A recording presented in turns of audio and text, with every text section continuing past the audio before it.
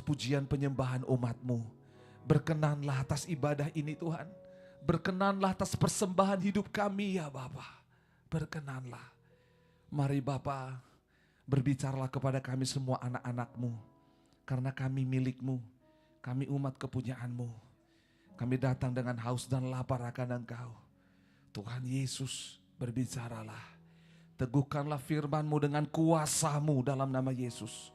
Biar kuasa Allah mengalir, kuasa Roh Kudus mengalir di tengah-tengah kami. Memberkati hidup kami, memberkati tempat ini. Memberkati sekeliling tempat ini, bahkan memberkati keluarga kami dimanapun berada. Terima kasih Tuhan.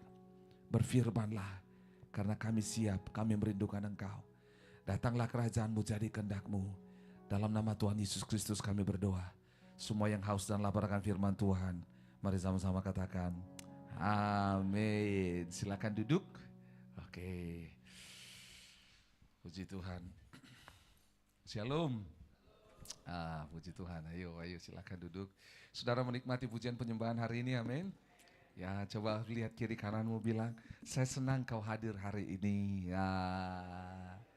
Ya, depan belakangnya bilang, ya, engkau diberkati Tuhan, aku diberkati Tuhan. Ya, puji Tuhan, senang ya. Saudara, beribadah seperti saya pernah ucapkan berulang kali, bahwa di dalam firman Tuhan kita lihat bangsa Israel, kemenangan mereka di dalam setiap peperangan adalah ditentukan dari ibadah atau hubungan mereka dengan Tuhan. Itu sebabnya salah satu cara untuk menolong kita berhubungan baik dengan Tuhan adalah dengan beribadah. Itu sebabnya kitab Ibrani berkata, jangan menjauhkan diri dari pertemuan-pertemuan ibadah. Karena dalam pertemuan ibadah itu bersama dengan saudara seiman kita bisa berjumpa dengan Tuhan. Dan juga dalam pertemuan ibadah kita bisa mengalami yang namanya kasih kepada Allah dan kasih kepada sesama. Itu sebabnya kita berdoa mendorong saudara untuk boleh terus mengalami kebaikan dan kasih Tuhan dalam setiap ibadah yang ada. Amin. Nah, hari ini kita belajar firman Tuhan tentang dari kisah seorang bernama Yakub, bagaimana dia bergulat. Bagaimana dia bergulat bersama dengan Allah dan manusia dan dia menang. Saudara, seperti saya sampaikan lalu, bahwa dalam bulan ini dan seterusnya kita akan terus belajar tentang bagaimana kita mengalami perjumpaan dengan Tuhan. Katakan perjumpaan dengan Tuhan. Sekali lagi, perjumpaan dengan Tuhan. Bagi sebagian orang, kata perjumpaan dengan Tuhan ini sulit dimengerti. Enggak apa-apa. Tetapi Tuhan akan menolong kita melalui firman-Nya. Bagaimana sih berjumpa dengan Tuhan? Karena saudara dengar baik-baik, fakta mencatat dalam Alkitab. Semua orang yang berjumpa dengan Tuhan, mereka mengalami transformasi dalam kehidupan mereka, itu yang pertama. Dan yang kedua, mereka diubahkan kepada pola Allah. Yang ketiga, mereka akhirnya menjadi saksi Kristus. Menjadi saksi Allah, saksi perbuatan Allah. Ya, itu yang terjadi. Itu sebabnya kita mau sama-sama melihat ini. Sehingga akhirnya apa? Pengalaman perjumpaan dengan Tuhan itu membuat kita memiliki keberanian yang spesial. Katakan keberanian yang spesial. Untuk menceritakan Tuhan kepada orang lain, karena kita tahu kalau Tuhan bisa berjumpa dengan saya sebagai manusia berdosa, maka Tuhan juga bisa berjumpa dengan orang lain yang berdosa. Yang percaya katakan amin. Yang sepakat bilang amin. Yang sangat sepakat bilang amin lebih kencang. Saudara, kenapa? Karena akan tiba masanya di mana khotbah nggak bisa lagi. Nggak bisa. Mengajar orang nggak bisa. Itu sebabnya saudara, kita berdoa berharap, sungguh minta Tuhan. Tuhan gimana caranya gitu loh. Pakai aku untuk orang lain berjumpa dengan Tuhan. Pakai semua keadaan untuk seorang berjumpa dengan Tuhan. Karena sekali lagi perjumpaan dengan Tuhan mengubahkan. Katakan perjumpaan dengan Tuhan mengubahkan. Saudara dengar baik-baik. Perjumpaan dengan setan juga mengubahkan. Tapi mengubahkan menjadi apa? Semakin kacau, semakin hancur, semakin terpuruk. Tapi perjumpaan dengan Tuhan mengubahkan hidup kita menjadi lebih baik, lebih mulia. Itu sebabnya kita pilih mau jumpa setan atau jumpa Tuhan. Gitu ya. Nah, hari ini kita akan belajar dari seorang tokoh bernama Yakub. Yang lalu kita belajar dari seorang tokoh bernama siapa? Musa. Saudara, menarik sekali Karena di bagian ini berbeda dengan yang dialami oleh Musa. Di dalam kitab Keluaran kemarin kita baca, tidak ada seorang pun yang berjumpa atau melihat Allah dan dia hidup.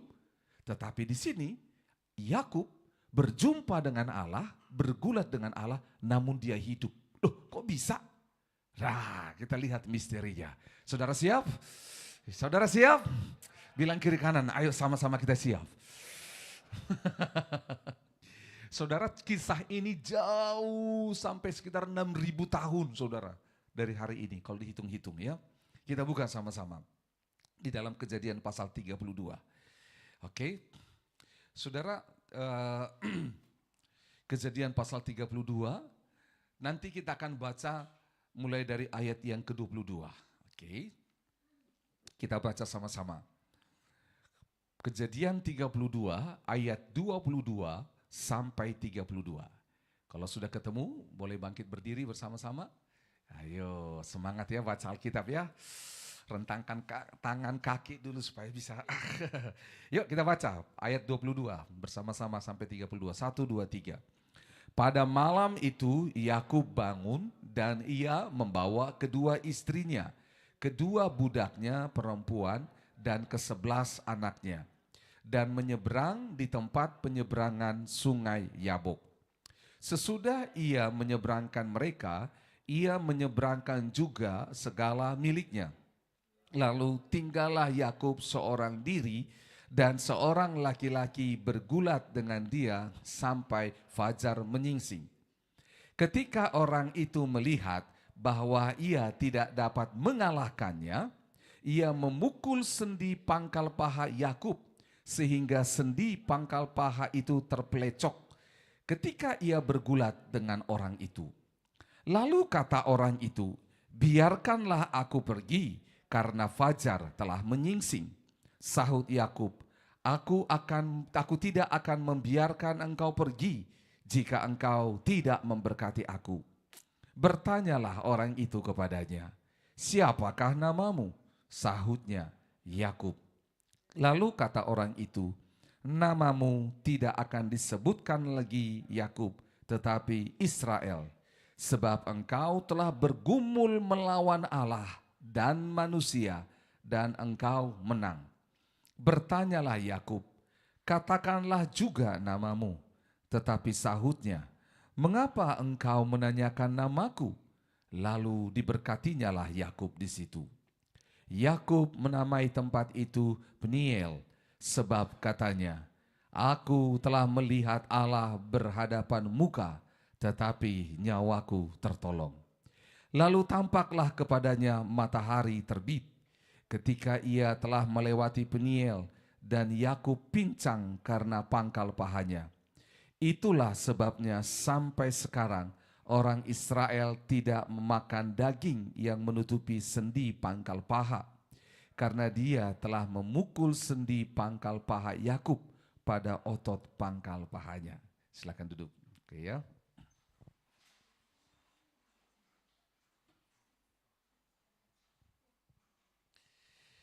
Baik, ini kisah seorang bernama Yakub. Sama-sama bilang Yakub. Saudara pernah mengenal seorang bernama Yakub? Oke, saudara singkat kita geser sedikit dulu. Siapa ini Yakub? Yakub punya bapak namanya siapa? Ishak. Ishak punya bapak namanya siapa? Abraham. Oke ya. Makanya disebut di dalam perjanjian lama sering sekali Allah Abraham, Ishak dan Yakub. Betul ya? Lihat baik-baik. Abraham punya satu orang anak namanya siapa? Ishak. Itu anak yang sah. Tapi ada anak dari budaknya namanya siapa? Ismail. Oke. Dari Ishak turun dua orang anak yang namanya siapa? Esau dan Yakub. Mereka ini kembar. Ismail dan Ishak tidak kembar. Tapi lihat cara Allah memilih. Allah memilih Abraham. Diteruskan janjinya yaitu bahwa semua bangsa akan diberkati oleh keturunanmu. Keturunan yang dimaksud ada dua tadi. Satu dari anak sah bernama Ishak. Satu dari anak tidak sah dari budak namanya Ismail. Dan Allah meneruskan janji itu melalui siapa?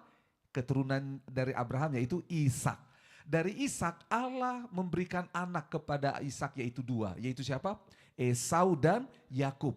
Dan Allah memilih meneruskan janji itu melalui siapa? Yakub, bukan melalui siapa? Esau. Nah itu ya. Nah apa yang terjadi? Ketika yang namanya Esau dan Yakub ini ada dalam kandungan, maka apa yang terjadi? Datang nubuatan Tuhan, dikatakan kepada mamanya bahwa engkau hamil, di dalam kandunganmu ada dua orang, ada dua bangsa yang besar. Katakan dua bangsa yang besar. Nah, dua bangsa yang besar, dan mereka ini berarti kembar. Nah, nanti anak yang kedua, sama-sama bilang anak yang kedua. Nah, dia akan menjadi tuan dan anak pertama akan menjadi hamba baginya. Gitu loh. Itu dikatakan. Itu nubuatannya. Lalu akhirnya apa yang terjadi? Ketika proses melahirkan terjadi, saudara, ini menarik. Karena apa? Proses melahirkan ini tidak mudah. Karena proses melahirkan ini adalah pada zaman dahulu tidak seperti kita yang ada sekarang. Sehingga akhirnya mudah untuk bisa melahirkan, bisa diketahui laki dan perempuan. Nah waktu lahir apa yang terjadi? Anak pertama adalah Esau, dia keluar, waktu dia keluar tiba-tiba apa yang terjadi? Tangannya Yakub, tarik kakinya. Tarik kakinya.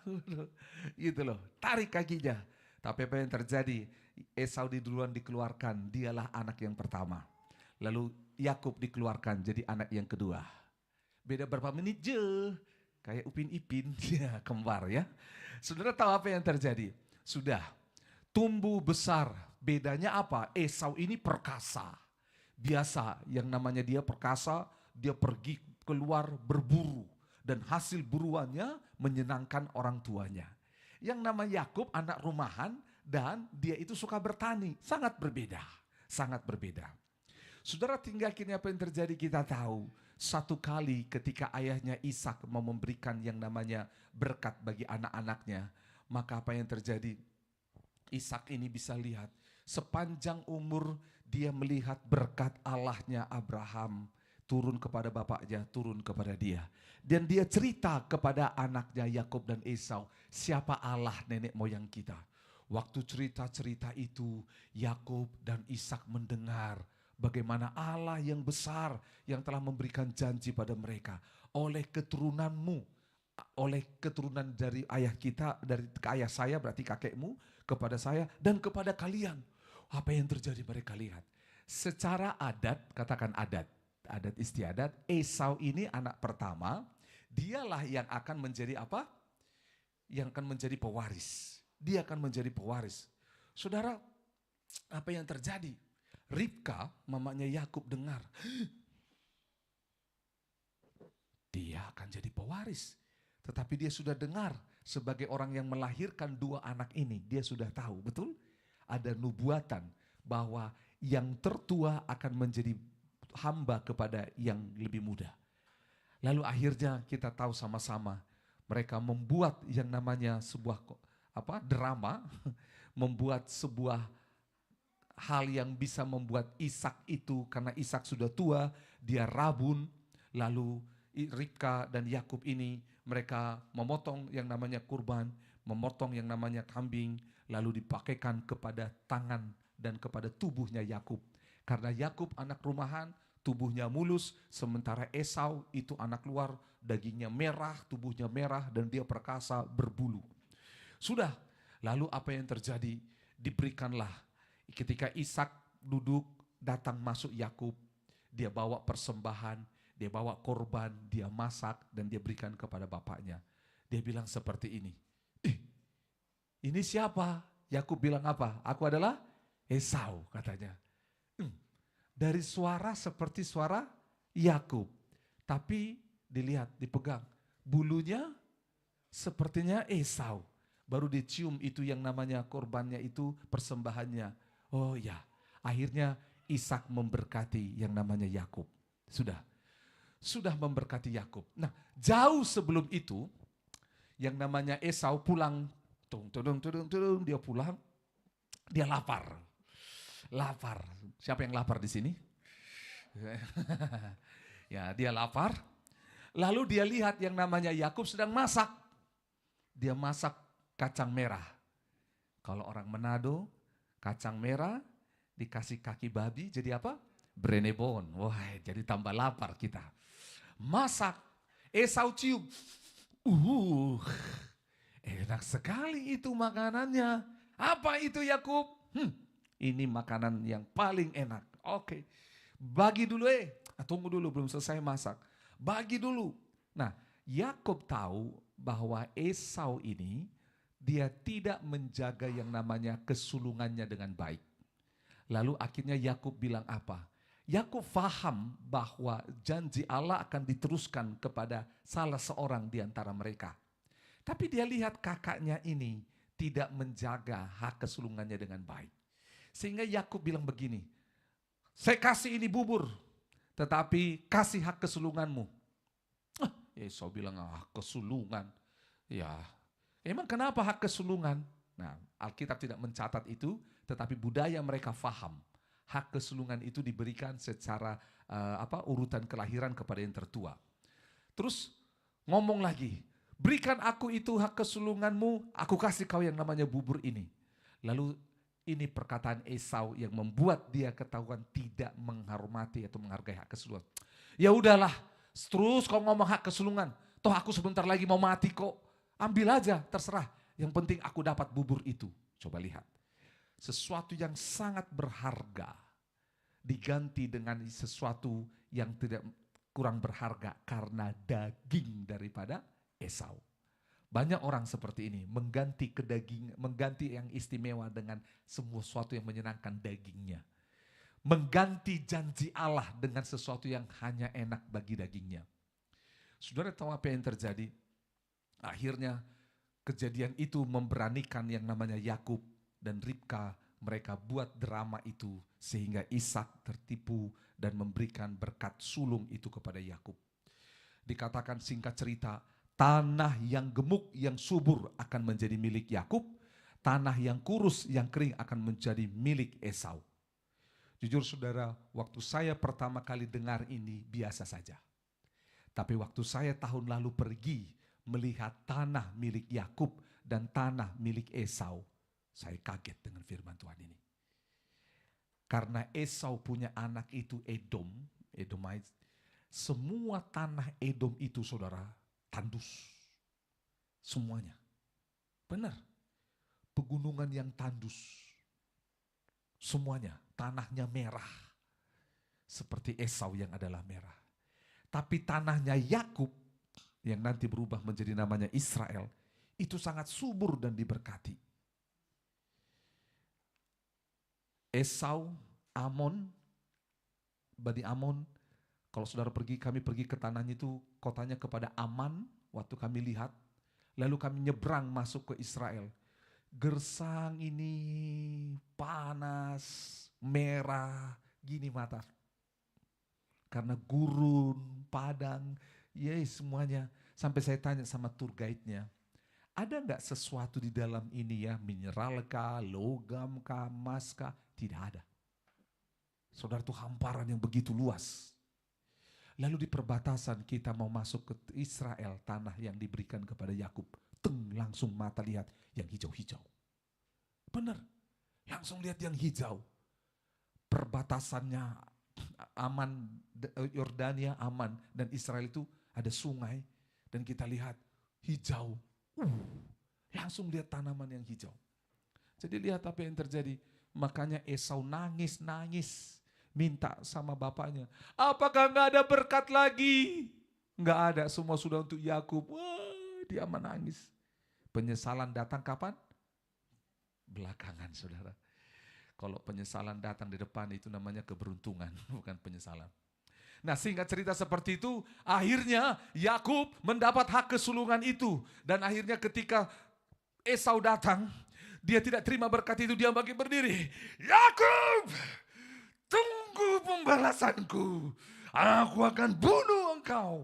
Saudara tahu, nggak lama setelah itu Ishak meninggal. Esau bilang apa? Masa-masa perkabungan ayahku akan selesai. Aku akan membunuhmu Yakub. Akhirnya Yakub lari. Bantu Yakub lari, tangannya bikin semua. Lari. 1, 2, 3. Lari. Saudara dengar baik-baik. Karena apa? Akan dibunuh.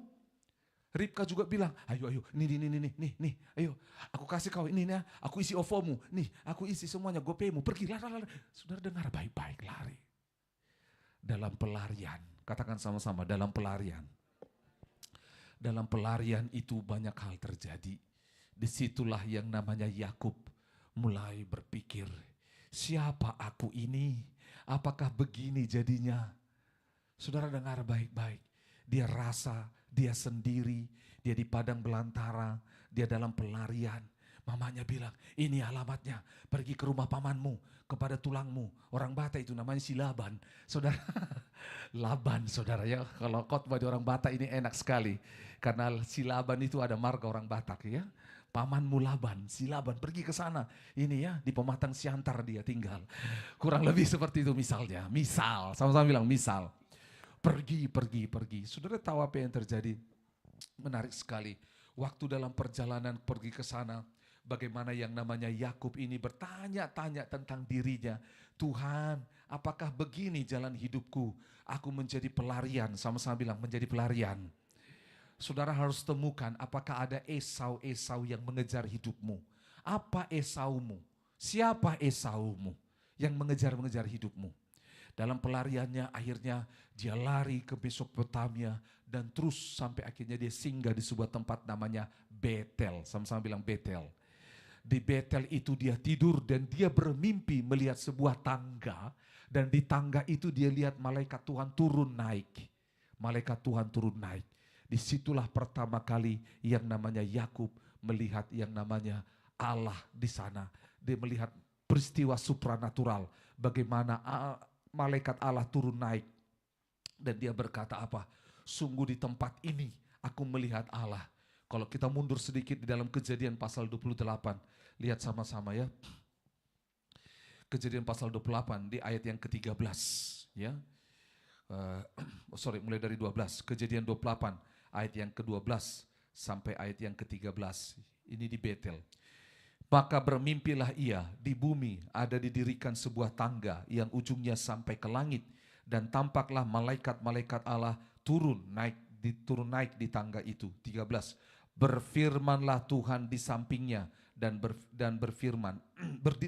Berdirilah Tuhan di sampingnya dan berfirman. Coba lihat. Tuhan berdiri di sampingnya dan berfirman. Lihat ya, dia katakan seperti ini. Akulah Tuhan Allah Abraham nenekmu dan Allah Ishak. Tanah tempat engkau berbaring ini akan kuberikan kepadamu dan kepada keturunanmu. Saudara dengar baik-baik. Janji ini kayak mirip-mirip seperti janji yang diceritakan oleh ayahku. Janji yang diberikan Allah kepada Abraham nenekku. Dia ingat itu. Terus tiba-tiba lanjut lagi ayat 14 dikatakan seperti ini. Keturunanmu akan menjadi seperti apa? Debu tanah banyaknya. Dan engkau akan mengembang ke sebelah timur, barat, utara, dan selatan. Dan olehmu serta keturunanmu semua kaum di muka bumi akan mendapat berkat. Dan Yakub sadar, aku. Dia bilang, saudara dengar baik-baik.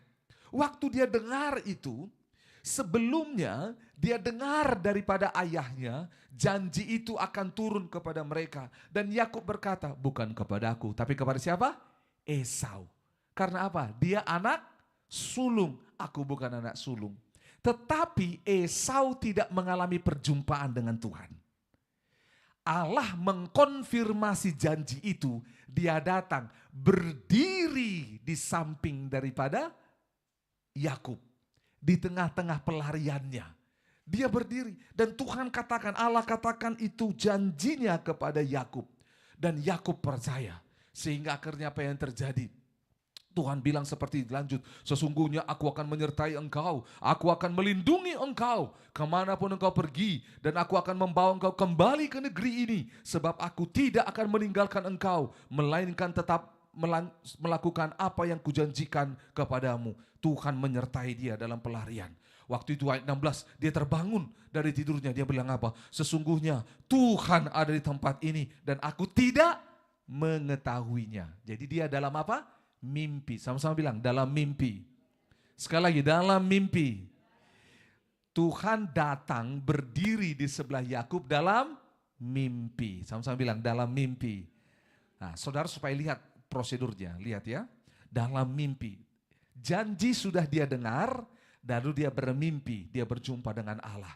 Sesungguhnya aku lihat. Dia bilang, ayat 17, ia takut dan berkata, alangkah dahsyatnya tempat ini tidak lain dari rumah Allah dan pintu gerbang sorga. Pintu gerbang sorga, saudara. Saudara, dia bilang, Tuhan aku bersyukur di tempat ini aku berjumpa dengan engkau sekalipun dalam mimpi. 19 lompat. Ia menamai tempat itu Betel, dahulu nama kota itu Luz. Ada seorang pengkhotbah di luar negeri berkata lust. Lust itu kedagingan ya. Betel itu berjumpa dengan Tuhan, tidak ada kedagingan lagi. 20, lalu bernazarlah Yakub, jika Allah akan menyertai dan akan melindungi aku di jalan yang kutempuh ini, memberikan kepadaku roti untuk dimakan dan pakaian untuk dipakai, sehingga aku selamat kembali ke rumah ayahku, maka Tuhan akan menjadi Allahku. Saudara, kenapa dibilang selamat? Karena dia sedang diburu-buru siapa? Esau. 22. Dan batu yang kudirikan sebagai tugu ini akan menjadi rumah Allah. Dari segala sesuatu yang kau berikan kepadaku akan selalu kupersembahkan 1/10 kepadamu. Saudara, ini menarik sekali. Perjumpaan dengan Tuhan dalam mimpi membuat sebuah keyakinan di dalam hati Yakub tentang janji Allah, penyertaan Allah, dan juga membuat Yakub memiliki janji kepada Tuhan, yaitu apa? Membangun tugu, yaitu bait Allah di sana di Betel, dan memberikan persembahan kepada Allah. Saudara, persembahan persepuluhan kepada Allah. Lanjut, akhirnya dari tempat itu dia dapat misi, pergi ke rumah pamannya. Siapa namanya? Laban. Oke, Laban. Nah, singkat cerita kita tahu Laban ini seorang peternak besar dan dia bekerja menghasilkan banyak ternak di sana. Dan Laban ini punya 2 orang anak, namanya siapa? Lea dan Rahel. Oke ya. Lea dan Rahel ini cantik-cantik dua-dua, tapi yang menawan hati Yakub adalah Rahel, itu ya.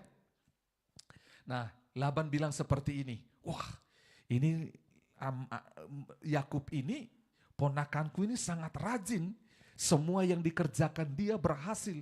Selama ini misal Laban itu panennya itu 50%, tapi kedatangan Yakub membuat 100%. Lalu dia pikir, bagus juga kalau anakku ini, ponakanku ini nikah sama anakku supaya dia kerja. Sama aku gitu loh ya. Laban mau tipu Yakub. Penipu mau menipu si penipu gitu loh ya. Sama-sama toh, sama-sama ya. Ya, Laban mau menipu si Yakub yang adalah penipu juga. Dia tipu papanya, dia tipu saudaranya. Saudara, akhirnya apa yang terjadi? Oke, menikah. Menikah hari pertama, Yakub jatuh cinta sama siapa? Rahel. Ya, berflower-flower, berbunga-bunga. Lihat, Rahel menikah. Tapi waktu pernikahan, malam pertama, tiba-tiba yang dibuka kudungnya. Yang ada di sana siapa? Lea. Nanti seperti Bu Susan menikah tanggal 14 ya. Nah, tepuk tangan dulu ya. Nah. Jangan sampai suaminya buka kudungnya, bukan Susan tapi Santi. Enggak lah ya. Saudara dengar baik-baik. Lalu Laban, Yakub bilang, aku udah kerja 7 tahun untuk dapatkan ini Rahel. Maharnya gajiku selama 7 tahun. Semua hasilnya untukmu. Kenapa kau berikan Lea? Adatnya di sini, budaya kami, nikah dulu sama kakaknya, baru habis itu sama adiknya. Terus gimana? Ya nikah aja dulu beberapa hari. Terus habis itu langsung menikah. Sabar, kerja lagi. Hah? Berapa lama? 7 tahun. Rodi ini. Jadi saudara, tapi karena apa yang terjadi? Yang namanya Yakub, dia nyanyi, demi cintaku padamu. Saudara belum lahir pada zaman lagu itu. Yakub kerja dan dikatakan itu seperti beberapa hari dia kerja dan akhirnya dia dapat Rahel. Betul? Dia dapat Rahel. Waktu dia dapat Rahel, dia dapat anak-anak dan dia mau tinggalkan yang namanya Laban. Dia kerja, dia tipu Laban. Dia tipu Laban dengan ternaknya sehingga akhirnya apa yang terjadi? Ternak yang kuat, yang sehat ada pada Yakub, yang lemah ada pada Laban dan mereka pergi. Waktu pergi ini dia tahu ini waktunya untuk pergi kembali ke kampung halamannya. Katakan sama-sama, kembali ke kampung halamannya. Karena janji Tuhan dibilang engkau akan kembali ke kampungmu. Dan waktu dia kembali, tapi dia tahu ada seorang musuh. Siapa namanya? Esau, yang berjanji akan membunuh dia. Inilah kisah di dalam Kejadian pasal 32 tadi. Bagaimana yang namanya Yakub itu akhirnya berjalan. Dia bilang, aduh, aku tahu aku akan mati. Jadi dia atur sebuah cara. Ayat 22. Pada malam itu dia bangun. Ada sebuah sungai di sana namanya Sungai Yabok. Dia bangun. Dan dia lihat di seberang sana kampung halamanku. Ini sungai, tapi aku tahu ada Esau di sana. Saudara tahu apa yang terjadi? Esau di sana sedang menunggu Yakub dengan 400 orang pasukannya. Oh, Esau ini tangguh, kuat, dan dia punya pasukan 400. Yakub anak rumahan, nggak pernah tercatat dia berkelahi, nggak pernah tercatat dia ini berperang. Sementara Esau itu dia menaklukkan tanah-tanah, dia dengan susah payah menghancurkan kerajaan-kerajaan yang lain supaya ada menjadi tanah bagi dia. Saudara, ini membuat Yakub ketakutan. Di ayat 22 dikatakan dia pergi berangkatkan istrinya, dia berangkatkan gundiknya, anak-anaknya. Oke, sudah nyebrang, sudah oke. Sekarang semua ternak pergi menyeberang. Oke. Saudara tahu apa yang terjadi? Waktu dia menyeberangkan, 23, sesudah ia menyeberangkan mereka, ia menyeberangkan juga segala miliknya. Lalu tinggallah Yakub seorang diri. Katakan sama-sama, seorang diri. Sekali lagi, seorang diri. Oke, kita pause dulu sini. Seringkali Tuhan membuat peristiwa kesendirian kita menjadi momen perjumpaan dengan Tuhan. Betul. Sekali lagi, seringkali Tuhan memakai atau membuat momen kesendirian kita dan membuatnya menjadi momen perjumpaan dengan Tuhan. Mengapa? Karena Tuhan mau intervensi penuh, tidak ada yang lain. Saya yakin saudara pernah mengalami peristiwa ini, atau minimal saudara mendengar. Peristiwa di mana seseorang menjadi sendiri dan dia akhirnya terhubung dengan Tuhan. Ditinggalkan keluarga, teman, ditinggalkan oleh siapapun, dia sendiri. Sendiri sehingga dia ingat Tuhan. Di dalam Alkitab ini pernah terjadi seperti anak yang hilang. Masih ingat anak yang hilang? Anak yang hilang dengan semua harta kekayaannya, dia pesta, dia punya banyak teman, betul? Tapi ketika dia menjadi miskin, dia sendiri. Tidak ada temannya. Karena dia udah tinggalkan ayahnya, dia tinggalkan saudaranya, teman-temannya meninggalkan dia. Majikannya memberikan dia kerja, makan apa? Babi. Dia sendiri. Waktu dia sendiri, dia ingat. Katakan sama-sama, dia ingat. Dia ingat bapaknya. Dia ingat Allah. Dia ingat. Momen kesendirian membuat kita mengingat Tuhan. Saudara, sebenarnya ini adalah pola Allah. Katakan sama-sama, pola Allah. Saudara masih ingat Allah menciptakan segala sesuatunya berapa hari? 6 hari. Pada hari ke-7 Tuhan bilang apa? Sabat, berhenti. Semuanya selesai. Allah seringkali membuat semuanya berhenti supaya hanya kita dengan Allah. Itu sebabnya momen di mana engkau merasa engkau ditinggal, engkau sendiri, entah itu Karena sakit penyakit, entah itu Tuhan izinkan sakit penyakit, kegagalan, masalah, dan membuatmu sendiri. Tapi pilihlah momen itu untuk tidak meratapi nasib dan menyalahkan Allah, serta menyalahkan semua orang di sekelilingmu. Pilihlah momen itu menjadi momen di mana engkau berseru dan berjumpa dengan Tuhan. Itu yang Tuhan mau. Itu kisah Pak Michael, mana istrinya nggak ada. Oh, itu di belakang. Pak Michael itu masuk di ruang UGD. Enggak ada bersama dengan dia. Tempat itu horor, menakutkan saudara. Tidak ada orang lain dia. Dan tiba-tiba bergantian orang meninggal di situ saudara.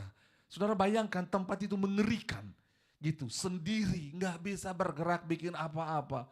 Istri di luar, orang tua di mana, saudara di mana, pendetanya pun di mana. Enggak bisa masuk saudara, enggak diizinkan masuk. Nggak bisa, sterilisasi. Dia sendiri di situ. Perawat pun nggak banyak yang keluar masuk, saudara. Jadi yang banyak itu mayat yang keluar, saudara. Menakutkan itu peristiwa, dia sendiri.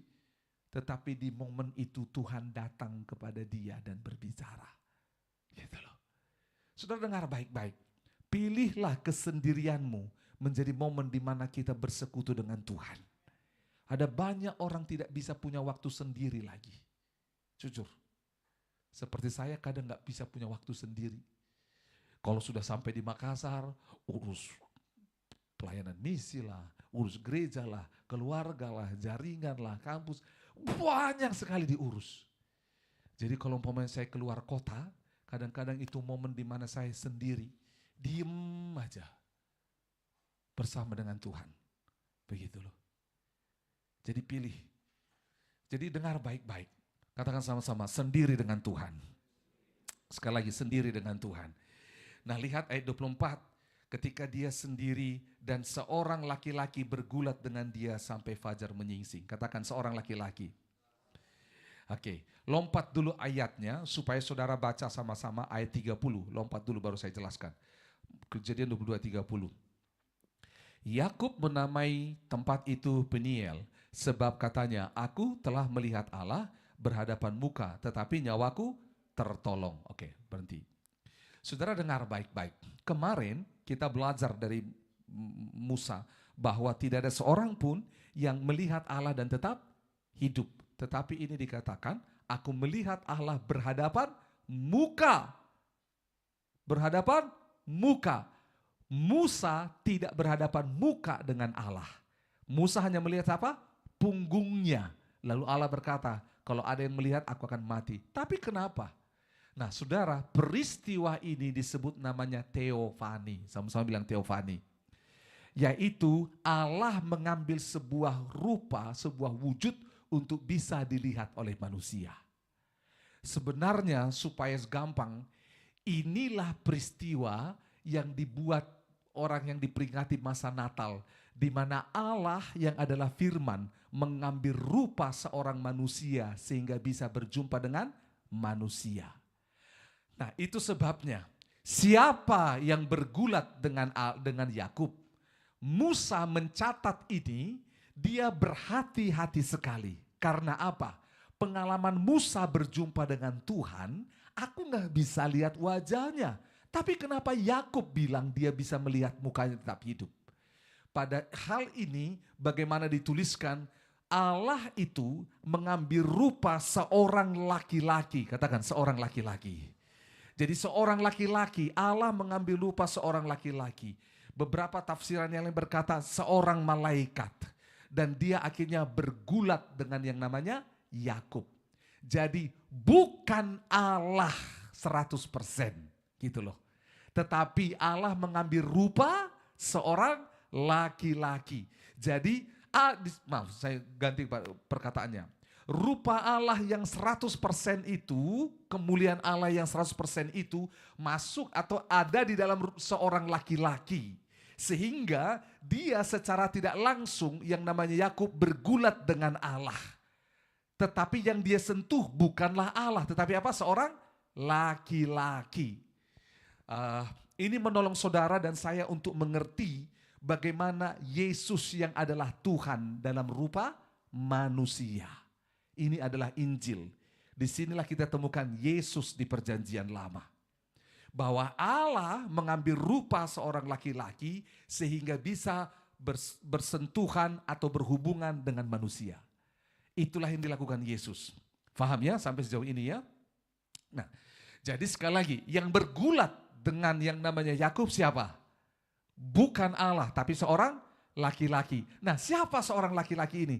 Seorang laki-laki ini adalah Allah yang mengambil rupa seorang manusia. Paham ya? Jadi jangan langsung bilang Yakub bergulat dengan Allah. Orang pasti akan menolak, nggak mungkin Yakub bergulat dengan Allah. Begitu loh. Karena apa? Allah itu adalah apa? Roh. Mana bisa bergulat dengan roh. Begitu loh. Nah, sekali lagi ini akan menolong saudara untuk mengerti. Nah, menarik dikatakan 25. Ketika orang itu melihat bahwa ia tidak dapat mengalahkannya.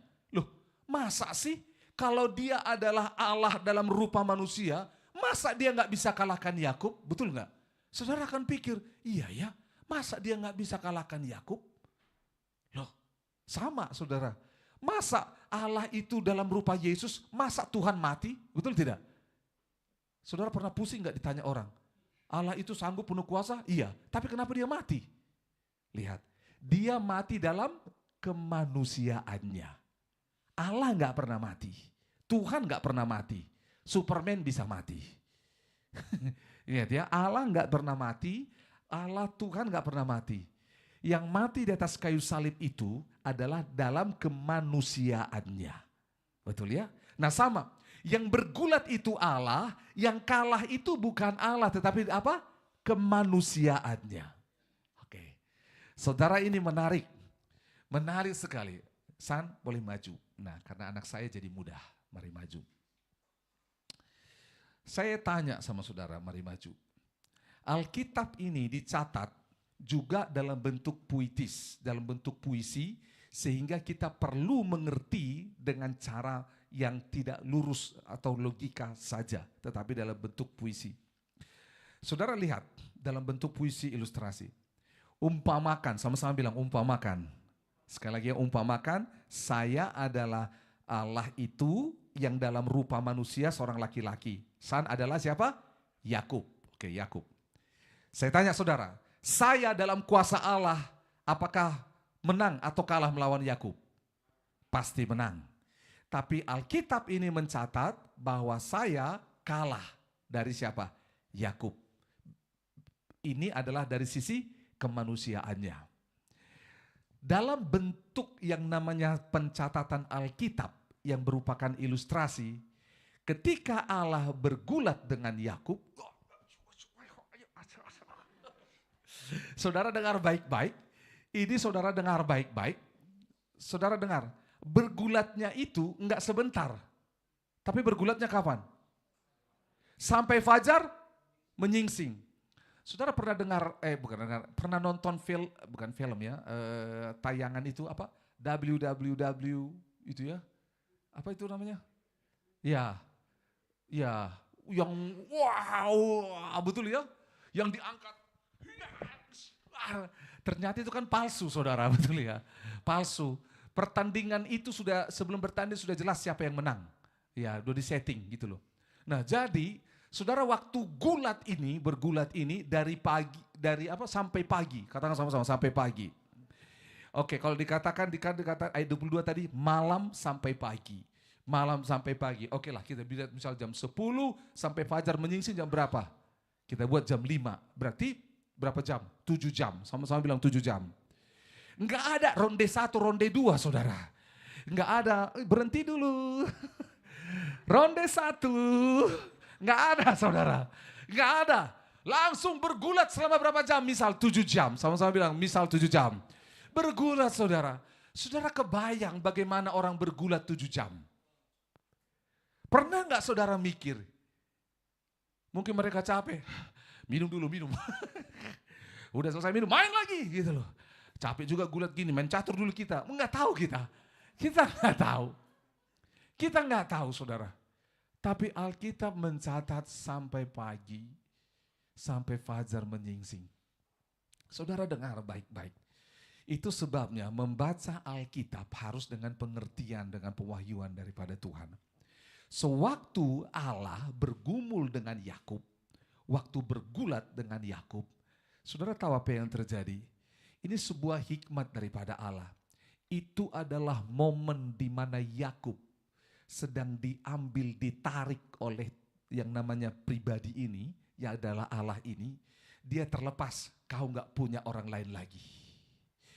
Dulu, waktu kau mau tipu bapakmu, ada temanmu yang bantu. Siapa? Mamanya, namanya siapa? Ribka. Terus waktu kau mau tipu mertuamu Laban, ada yang bantu. Siapa? Rahel. Sekarang tidak ada yang bantu kau sendiri. Selama 7 jam itu, kita let's say bilang 7 jam lah. Bergumul dan terus sendiri, tidak ada.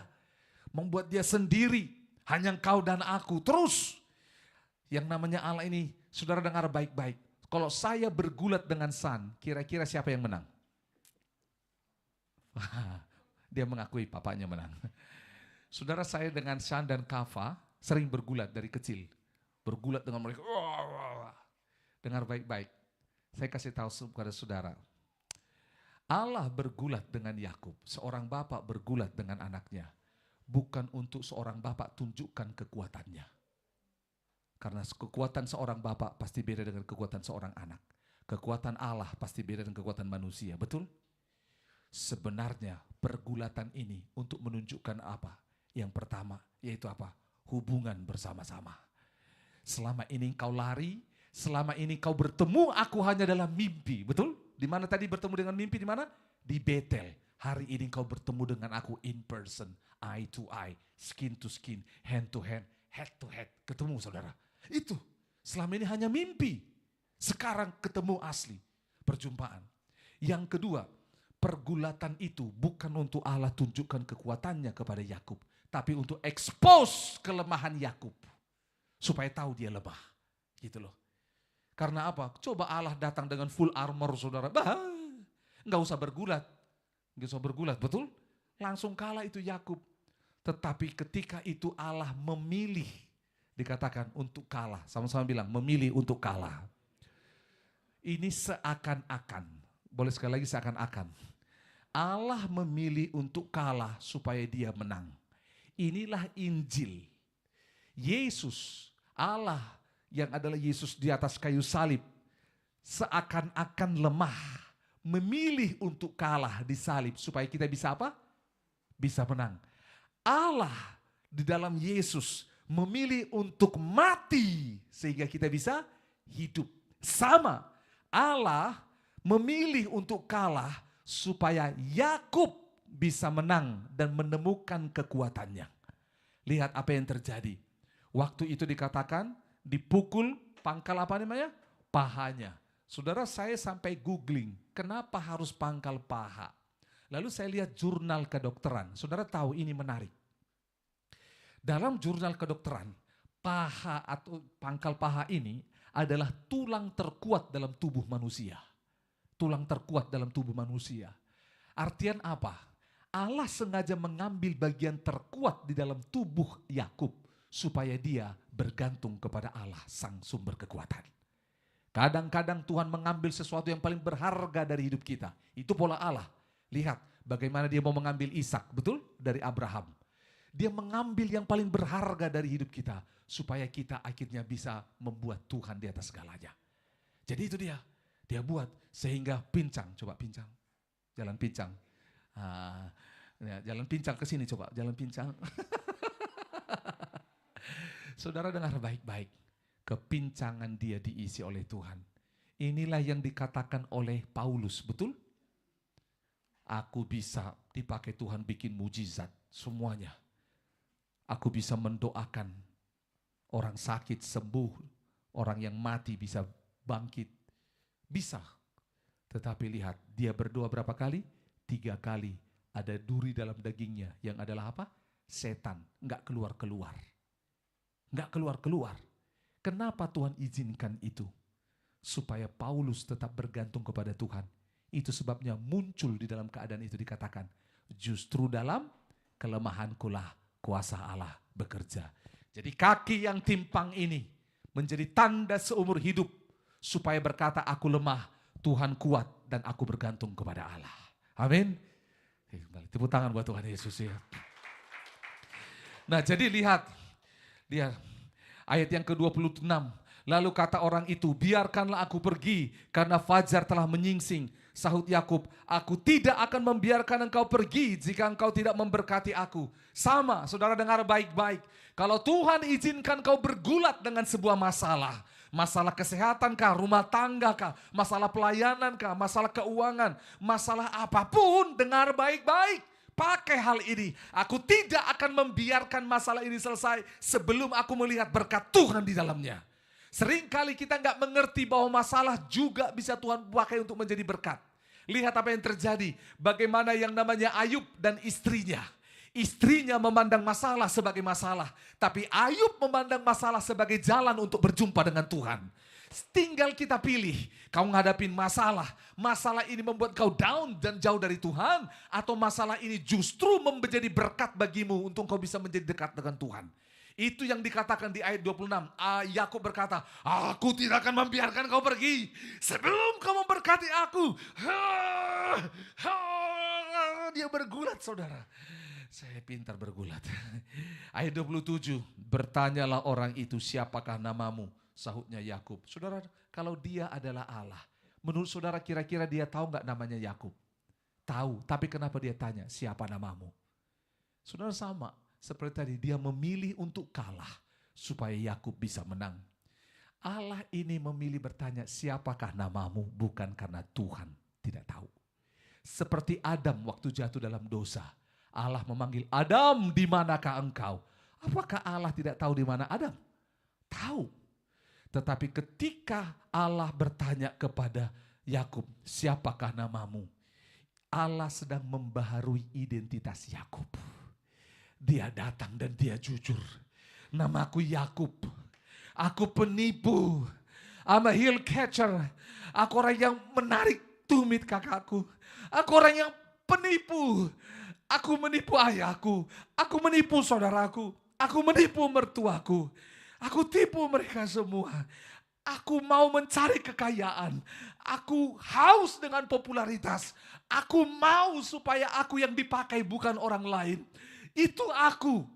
Yakub datang dalam semua identitasnya, semua masa lalunya kepada Tuhan.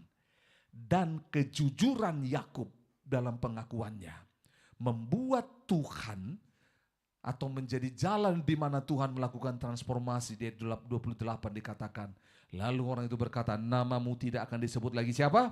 Yakub. Yang lama sudah berlalu. Yang kau sebut tadi penipu. Engkau ini orang yang haus dengan popularitas, kekayaan, janji, pakai Tuhan, semuanya ini yang negatif itu, semuanya sudah berlalu. Dikatakan namamu sekarang Israel. Israel itu the chosen one, yang terpilih. Israel itu yang terpilih, engkau yang terpilih. Engkau saat ini terpilih bukan karena yang namanya engkau mengambil hak warisan daripada ayahmu. Engkau terpilih bukan karena engkau nomor 2, engkau terpilih karena Allah sendiri memilihmu. Dikatakan sebab engkau telah bergumul melawan Allah dan manusia dan engkau menang. Bergumul melawan Allah dan manusia. Kita tahu siapa manusia yang dia bergumul. Bergumul dengan Allah itu seperti gambaran tadi mereka bergulat. Tetapi bergumul dengan Allah ini ada gambaran yang kedua, yaitu apa? Yakub mendengar janji Allah kepada ayahnya Ishak, kepada neneknya, kepada kakeknya Abraham. Dan dia bergumul dengan janji itu. Bisakah janji itu turun bagiku? Itu sebabnya dia ketemu dengan Allah, bertemu dengan Allah dalam mimpi di Betel. Lalu dia menyeberang, dia lihat lagi sekumpulan malaikat ada di Mahanaim. Dan dia berkata, dia bergumul, dia ingin lepas dari pelarian ini. Dan dia mau masuk kepada janji Allah itu. Ayat 29, bertanyalah Yakub, katakanlah juga namamu. Tapi sahutnya, mengapa engkau menanyakan namaku? Lalu diberkatinyalah Yakub di situ. Saudara, ini menarik, diberkati. Mengapa engkau menanyakan namaku? Saudara, nanti waktu di sorga kita akan tanya sama-sama hal ini. Tetapi menarik, Alkitab tidak mencatat Yakub memberitahu nama orang itu, tapi memberi nama tempat itu. Seringkali saudara di perjanjian lama, nama sebuah tempat, sebuah kejadian itu menjadi nama atau kondisi di mana Allah bertata. Atau seringkali juga nama Allah dikaitkan dengan apa yang Allah lakukan. Contoh, Jehovah Jireh, karena Allah menyediakan, betul? Jehovah Jireh itu muncul ketika kapan? Allah menyediakan korban di atas Gunung Moria untuk siapa? Abraham. Jehovah Nisi muncul. Kenapa Jehovah Nisi? Jehovah Nisi adalah apa? Tuhan panji-panji keselamatanku. Yaitu ketika Musa berperang melawan Amalek, Yosua ada di sana. Betul? Selama panji-panji dikibarkan itu, tangan Musa terangkat, mereka menang. Jadi lihat, apa yang dilakukan oleh Allah seringkali disebut menjadi sebuah nama. Nah pada waktu itu, siapakah namamu? Ketika ditanya Yakub, dia dikatakan, mengapa engkau menanyakan namaku? Karena kita tahu sama-sama, kalau geser nanti ke dalam kitab 10 hukum Taurat, itu kita tahu bahwa di sana tidak bisa menyebut nama Tuhan Allah sembarangan. Akhirnya apa yang terjadi? Ayat 30, Yakub menamai tempat itu Peniel, sebab katanya, aku telah melihat Allah berhadapan muka, tetapi nyawaku tertolong. Karena seharusnya mati, katakan seharusnya mati. Tetapi dia tertolong. Saudara, saya tutup di sini. Ada 4 poin yang akan kita pelajari dari hal ini. Ingat baik, tema gambaran besarnya adalah berjumpa dengan Allah. Katakan berjumpa dengan Allah. Sekali lagi, berjumpa dengan Allah. Yang pertama kita pelajari dari kisah ini adalah, pertama, masa lalu, urutan kelahiran, dan semua yang pernah terjadi dalam hidup kita tidak menentukan masa depan. Tetapi Tuhan penentu masa depan. Amin. Sekali lagi, siapa penentu masa depan? Tuhan.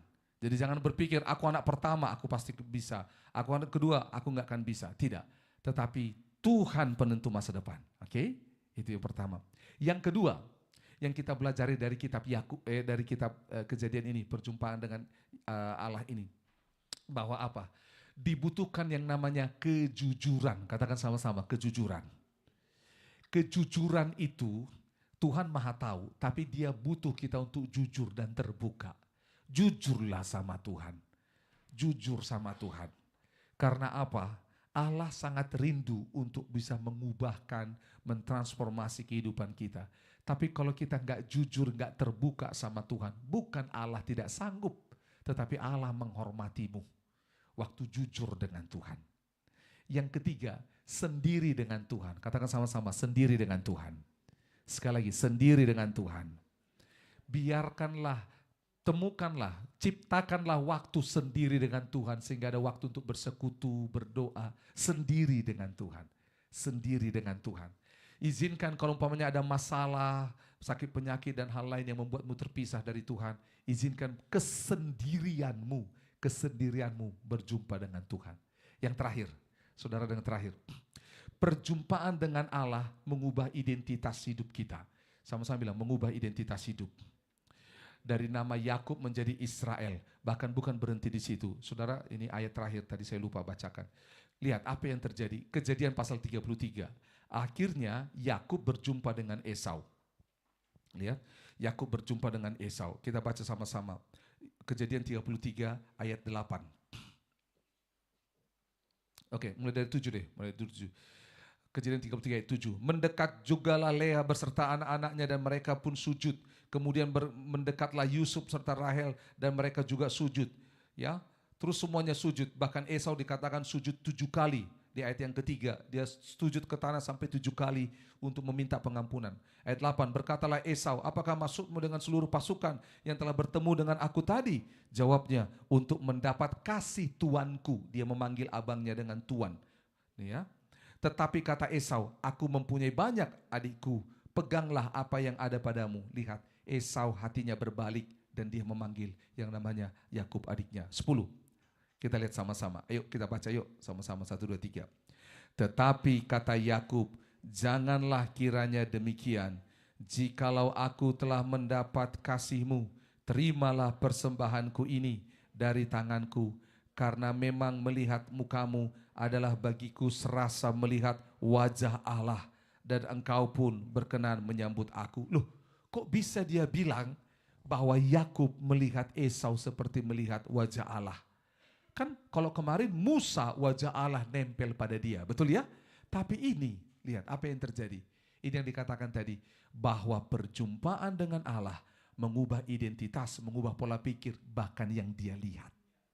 Karena dia lihat Esau ini adalah pembunuh yang akan membunuh dia. Tapi justru dia lihat ada wajah Allah, yaitu apa? Pengampunan daripada Allah. Pengampunan daripada Allah turun kepada Esau dan turun kepada Yakub. Itu sebabnya.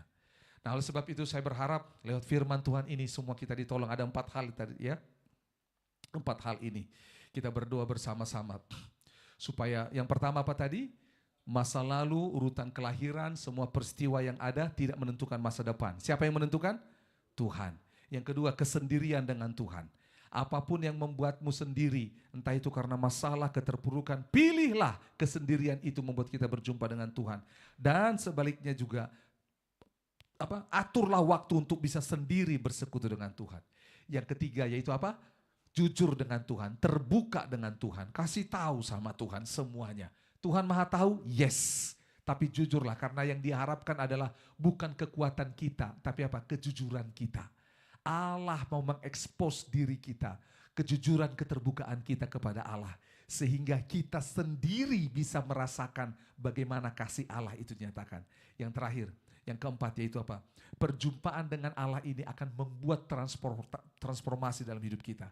Identitas Yakub berubah menjadi Israel, dia menjadi yang terpilih, dia diurapi Tuhan, dia menerima janji Allah, bahkan dia pola pandang, pola pikirnya diubah. Melihat musuh menjadi saudaranya. Saya berdoa